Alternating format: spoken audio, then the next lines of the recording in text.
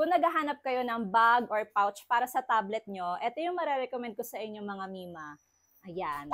Ang ganda ng loob may compartment pa sa loob galing. So, ito yung loob niya. Marami siyang, or meron siyang multiple pockets sa loob. Ayan. So, ito yung aking tablet na 11-inch yung kanyang size.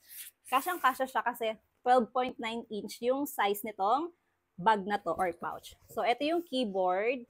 Ayan. So, meron pang space dito para sa cord, mouse. And meron siyang pencillet design sa gitna.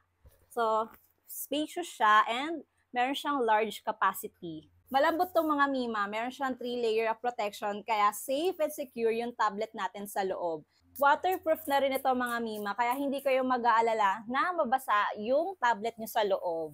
Tapos meron siyang dalawang zipper and napaka-smooth kapag in-open mo or kapag kinlose mo. And meron na siyang lanyard para easy to carry and comfortable siyang bitbitin. And hindi lang yan, pwede mo pa siyang gawing mousepad. Meron pa tong ibang available na color. Itong sa akin is pink and napaka-affordable lang nitong mga Mima. More or less 200